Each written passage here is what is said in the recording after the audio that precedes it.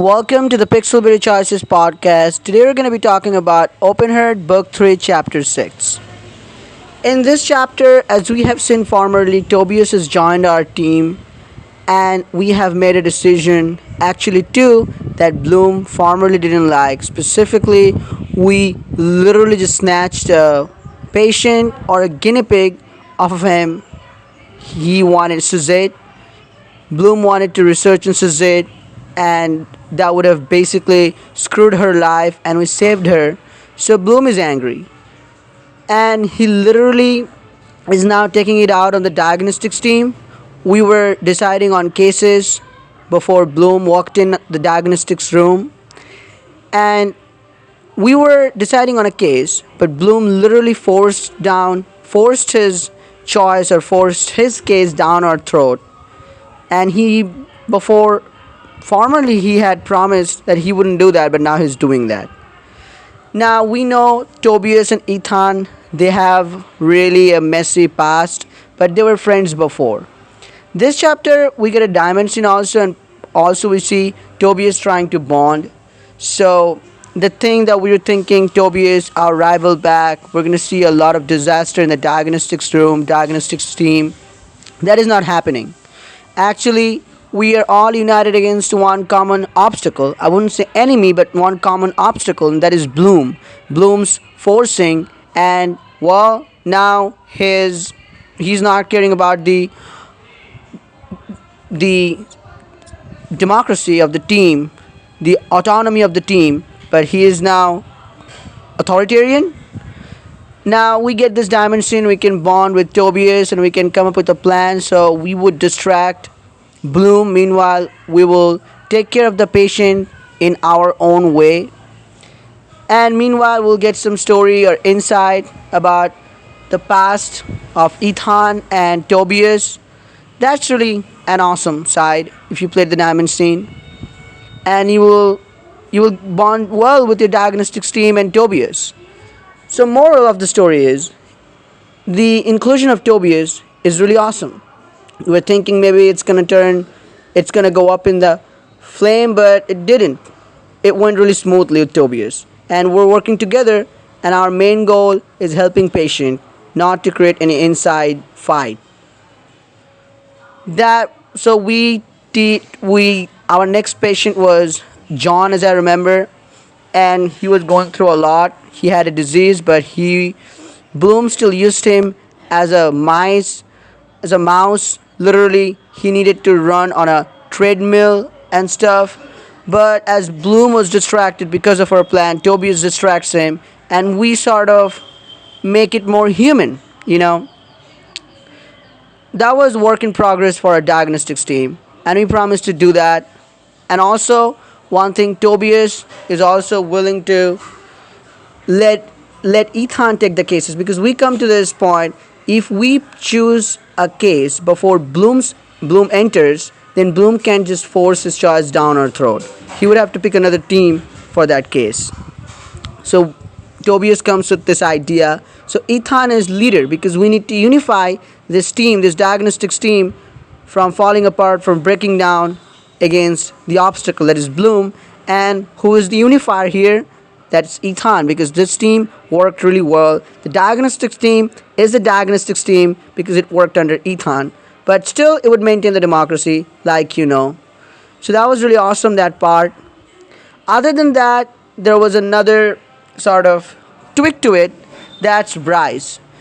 They have been, I don't remember about the book 2, was it in book 2 or not, but since the start of book 3, we're seeing Bryce at various occasions. He's going to surgery and he's really confident. He's saying, hey, everything is cool, I got it under control. It's my bra, it's just this, really easy, cool, calm, composed. But we see he messed up this time. His hands crumbled and he messed up a surgery. And if it weren't for his intern, the patient, who was a doctor, I suppose, would have died. So Bryce a little down, and we get this chance, a diamond scene with Bryce and Raphael, to spike up his mood, to get him back to his own zone, so that his hand won't tremble anymore. So So that was the storyline. Now Bryce is okay, and he would get back to being Bryce, the kind of he is the scalpel jockey. What he does with cutting a person open. He is good at this, and he'll be back at this again. And I don't think there's gonna be much more to this. Then we get another diamond scene. We're preparing ourselves for board exam. Sorry. So I didn't know that. Well, I don't know much, but we all have to. We're in our third year or last year, I guess, and we would have to go for board. And besides that, we're already in diagnostics team or we're doctors. So that's quite interesting. Sienna pressures us to study, and we go to this diamond scene. We can go to this cat club or something, and there we can study, we can play with some furry friends. I remember going there in With Every Heartbeat book with Mateo when he was released from the hospital or something, I don't remember. So it was pretty fun there. We focus in our board exams to study, and it's a piece of cake. We get some time with Aurora there too, not as an ally but just as friend. This chapter wasn't much intense in terms of your allies, but well, no signs so far, at least not that I'm seeing, you know, not that I can see any sign that Aurora is going to be an ally anytime soon, but we'll see that. But we have this conversation with Elijah that how stuff are going, how things are going in the hospital, because we don't see each other that much. He's in the research lab and we're in a different section, so we don't bump into each other much. He says he's really happy and he has a completely different opinion of Bloom. Everything is going well.